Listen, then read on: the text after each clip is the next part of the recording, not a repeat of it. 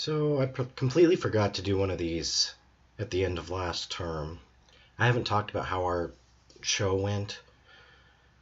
She ventures and he wins, so I need to go ahead and talk about that with you guys now.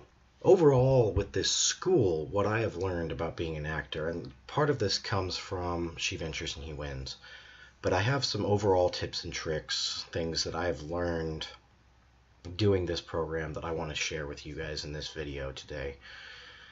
So first thing I want to talk about is relaxing as an actor. That is probably the most important thing that I've learned in this school so far. You have to relax. The more tense you are, the less you're able to do what you need to do to portray what you need to portray. Pure and simple. When you get up there and you're stiff and you're doing something that you think is right and you don't just let it come from the real, from the natural, from the reaction, then it's wrong. Pure and simple. You're not going to be able to fake your way through acting. The next thing I want to talk about is breathing. You need to be able to breathe without your audience hearing it.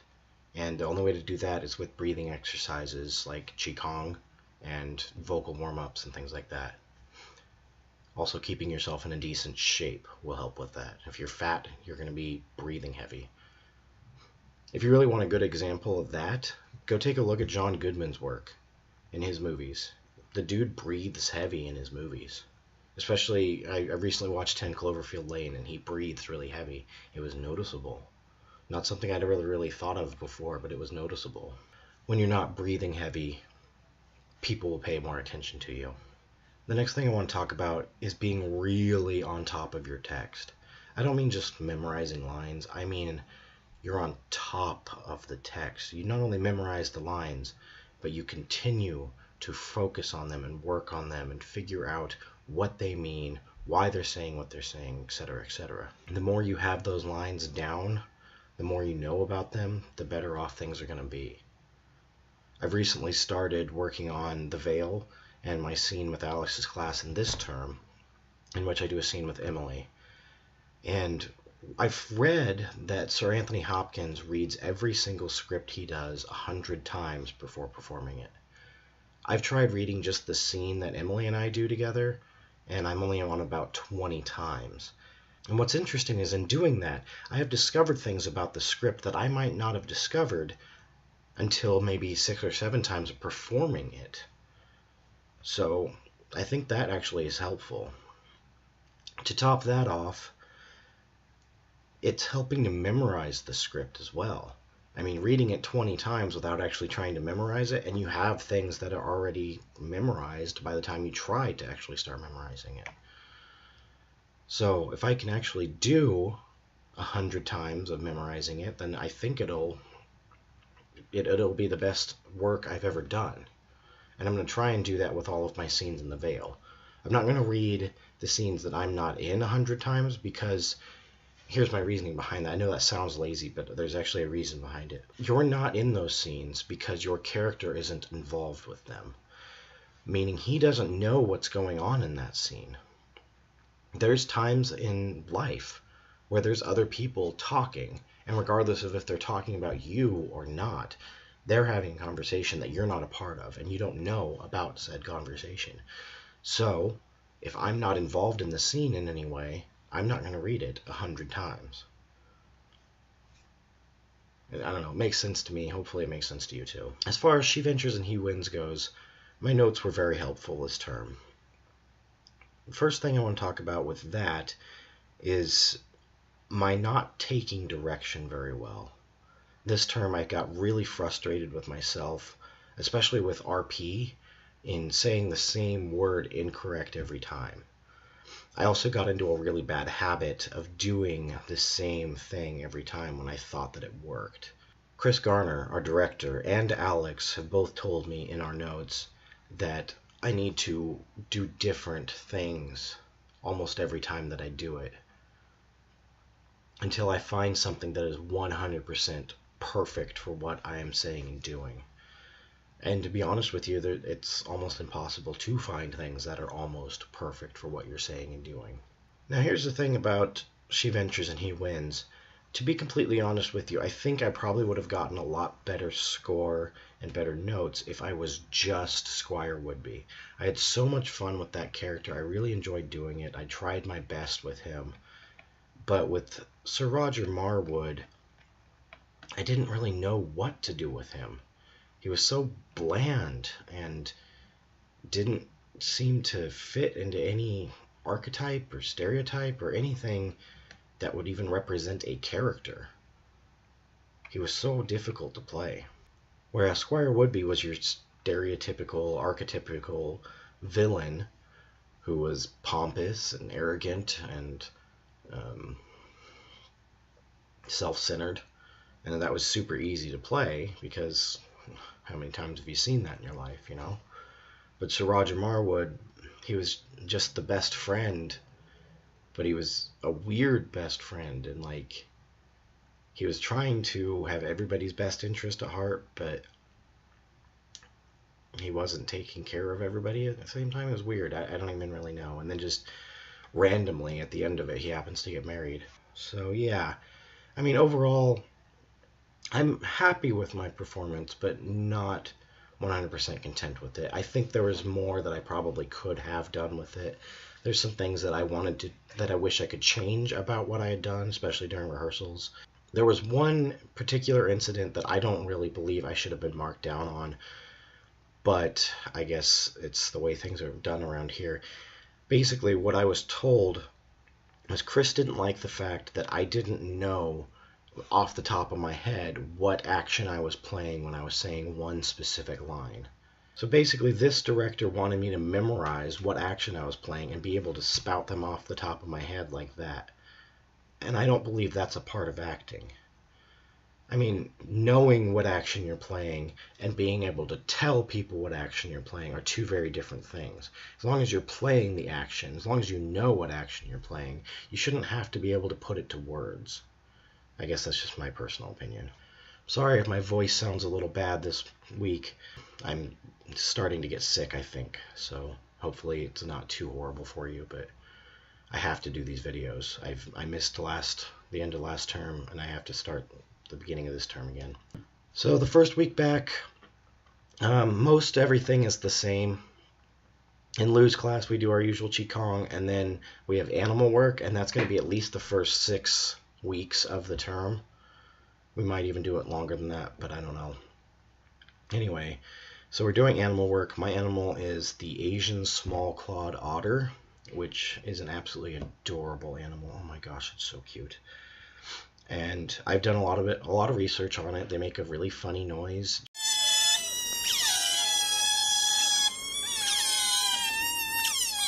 It's really high pitched. I'm not going to do it right now because of my voice.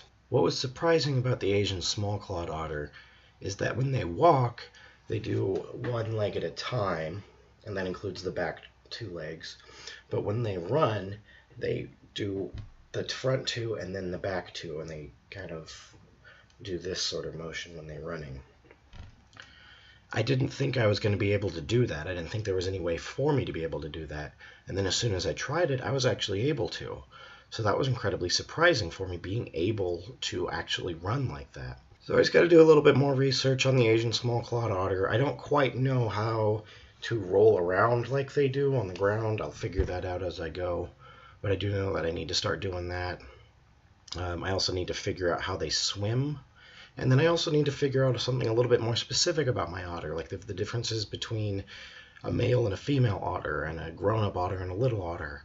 And pick one of those and then show that I'm being that specific one. So let's say I'm a male adult otter. I have to show that I'm a male adult otter. I don't know exactly how I'm going to do that yet, but we'll figure it out. So I don't want to talk about every single class that I did this term because A, that takes up a lot of time, which I don't really want to be working on these all term or even over the summer. I've really preferred to not have to make changes to these a whole bunch, which they take up so much time. So I'm just going to be talking about things that are different, things that I need to talk about, things that I feel about, and questions that maybe Alex asks us or other teachers ask us over time. So the question is about perfectionism. Who is a perfectionist in our group? Are you a perfectionist? What does perfectionism mean? Does being a perfectionist hinder you in any way or make things difficult? What are the benefits about not being a perfectionist? Things like that. Here's the thing about perfectionism. My definition maybe doesn't match up with somebody else's definition. Maybe my definition doesn't match up with Jared's definition or Aubrey's definition. I think the general consensus of the class was that we're not perfectionists. None of us are, except for maybe Jared thinks he is. But I don't think that any of us really are perfectionists, because perfection isn't a thing. It doesn't exist. So what is he really asking?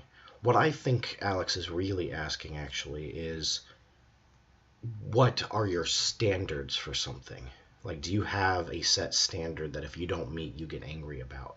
I think that's what Alex is really asking. I think other people in the group than myself hold the group to higher standards than some other people do. For example, if Robert isn't doing his work in the class, I'm not going to get mad at him.